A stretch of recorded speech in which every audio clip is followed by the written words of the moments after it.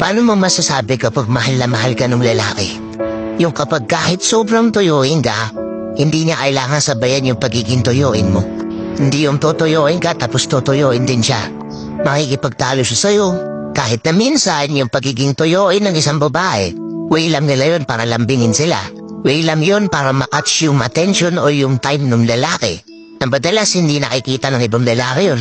Pero kapag naiintindihan ng lalaki yun, nagigets niya na agad na yun lang talaga yung gusto mo. Instead na sabayan niya yung tuyo mo, mas lalo ka pa din lalambingin. Mas lalo pa siyang gagawa ng way para mawala na yung tuyo mo na yun. Hindi ka niya sasabayan. Naalala ko noon yung misis ko laging tuyuin yun eh. Na minsan kahit wala naman talagang dahilan, bigla siyang tutuyuin, magagalit. Pilit kong iniisip bakit anong problema. And then na-realize ko, baka way niya lang to seek attention. Baka medyo namimiss niya yung dating laging maulit ako sa kanya na sobrang binibigay ko sa kanya attention ko. Ngayon medyo nagiging busy na ako sa work ko. Nagiging busy na ako para gumawa ng pera para mabuhay yung magina ko. Baka medyo nauulangan na yung pagbibigay ko ng time at attention ko sa kanya.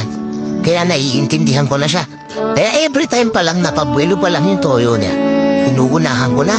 Papatawanin ko siya. Lalabingin ko. Tara, kahit dahil sa labas. Ano ba gusto mo? Paparamdam mo sa kanya na importante pa rin siya. Yun yung isang life hack sa relationship na minsan hindi na natin nagagawa bilang lalaki. And naiintindihan ko kayo mga tol. Kasi alam ko naman yung iba sa inyo may mga plano talaga ay sa buhay nagiging busy kayo. But it doesn't mean na diliitan nyo na lang yung time na binibigyan nyo sa partner nyo. At alam mo pa kung ano yung isa sa pinaka-importanting sign para malaman mo na mahal ka ng lalaki.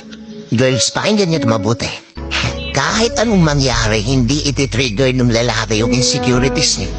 Hindi siya yung magiging reason kung bakit magkakaroon kayo ng insecurities sa katawan o magkakaroon kayo ng insecurities sa pagkatao niyo.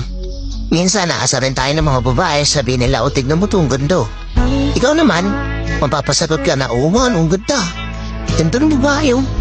Which is, mga tol, hindi yan yung ina-expect nilang sagot. At yun ang totoo.